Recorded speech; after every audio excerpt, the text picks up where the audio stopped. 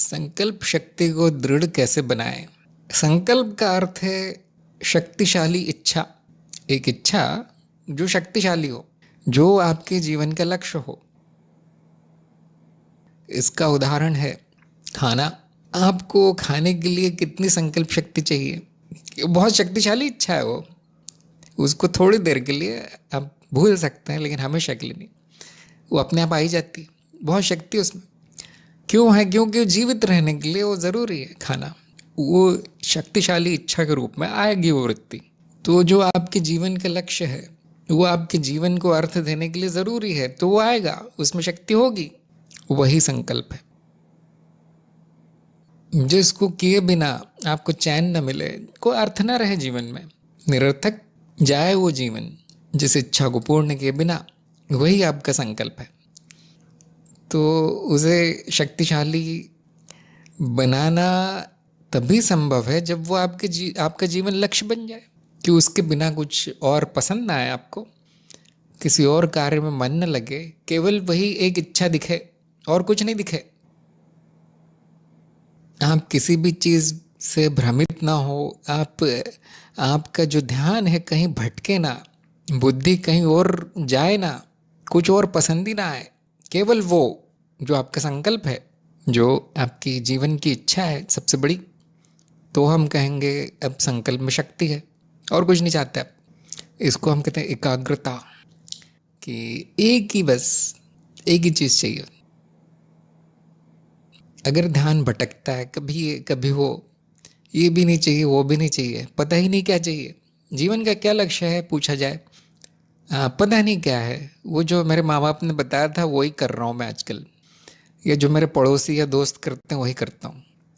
यहाँ पे न संकल्प है न वो शक्तिशाली है। उत्तर जीविता मात्र है, जीवित है बस वो। इसमें कोई बुराई नहीं है, क्योंकि 90% ऐसे ही हैं। संकल्प का नाम भी नहीं पता लोगों को, जीवन लक्ष्य का नाम नहीं पता, आप कभी सुना नहीं। तो यदि आपका जीवन लक्ष्य है, उस पर केंद्रित रहिए, इधर उधर ध्यान मत भटकाइए, तो आपके संकल्प में शक्ति आएगी। क्या इच्छा सत्य है? बताइए, क्या अस्तित्व में कोई इच्छा है? इच्छा नाम की चीज़, या वो आनी जानी वृत्ति है? इस बारे में सोचिए। ऐसा तब होगा जब कविता को आप सत्य मान लेंगे।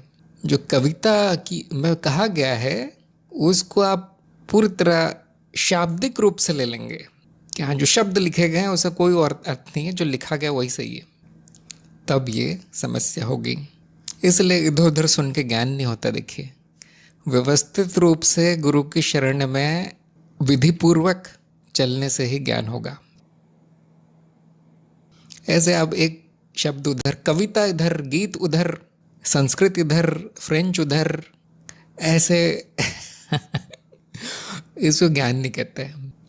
ये जो मैं कह रहा हूँ ना, भटकने का अर्थ है कि वो कुछ चाहता नहीं है व्यक्ति, सच में कुछ नहीं चाहता। कभी ये सुन ले, कभी इसका अर्थ है उसमें संकल्प नहीं आया अभी तक, उसने संकल्प धारण नहीं किया कि मुझे कुछ सीखना है। एक चीज़, एक मार्ग, एक गुरु, ये उसमें अब उसकी बुद्धि में अभी तक इतनी सी बात नहीं आई है, बस भटक रही है। तो ये भी जीवन है। देखिए, बहुत लोगों का ऐसा ही जीवन है, और ऐसे ही वो सीखता आदमी। जब उसे कहीं कुछ नहीं मिलता, एक एक शब्द, एक एक कविता, यह बहुत मनगढ़ंत है ना। अज्ञान भी बहुत है, जिसको हम कहते हैं गलत सूचना। ये पूरा जगत भरा हुआ है गलत सूचनाओं से, झूठ से। तो उसको हर जगह झूठ ही मिलता है, तो वो निराश हो जाता है। वो कहता है जीवन का कोई अर्थ नहीं है, निराशाजनक जीवन जाता है। और ऐसा व्यक्ति अवसाद से भर जाता है, दुखों से भर जाता है। उसका सुख भी क्षणिक होता है, जो वो उसको विषयों में मिलता है। अब उसके अंदर तो कुछ है नहीं जहाँ खोजेगा वो। बाहर वो विषयों में खोजता है, जैसे वस्तुओं में, खाने पीने में या संबंधों में। वो सब झूठ ही निकलता है। किसी क्षणिक होता है, और वो चीज़ ना मिले तो और दुख देती है। फिर क्या ऐसे व्यक्ति को हम संकल्पधारी कहेंगे, शक्तिशाली संकल्प वाला कहेंगे? बिल्कुल नहीं। बुद्धिमान वो है जो अपना संकल्प बनाता है और बिना इधर उधर देखे सीधे चलता उस रास्ते पे। उसे कोई हिला नहीं सकता, उसके संकल्प से, वो जीवन सार्थक होता है, वो जीवन आनंददायी होता है, शांति होती है वहाँ। मैं नहीं कहता सुखी होगा दुखी होगा, नहीं, वो सब तो छाया है, सुख दुख। आनंद है उसके जीवन, उसका लक्ष्य है कुछ। जैसे किसी का लक्ष्य है पर्वत पे चढ़ना हिमालय में, क्या हम कहेंगे बहुत सुखदायी है वो लक्ष्य, लेकिन अटल है उसका संकल्प कि मुझे ऊपर तक चढ़ना ही। बीच में पैर फिसलेगा, चोट लगेगी, वो सब दुख है ना, उसको चिंता नहीं है।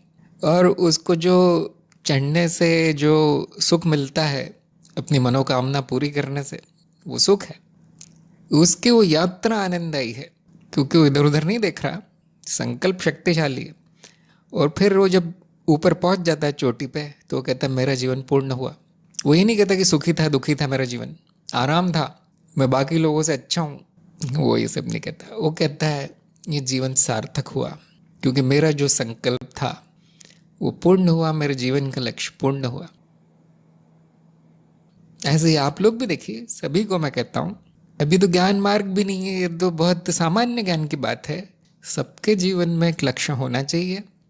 वो लक्ष्य छोटा मोटा ना हो, जागतिक सांसारिक ना हो, नहीं तो वो दुख देगा।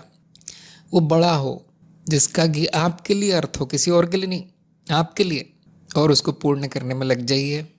जब जब जीवन अंत होगा, तब आप हंसते हंसते छोड़ पाएंगे इस खेल को, इस सपने को, क्या हाँ मैंने तो पूरा कर लिया मुझे और कुछ नहीं चाहिए अब।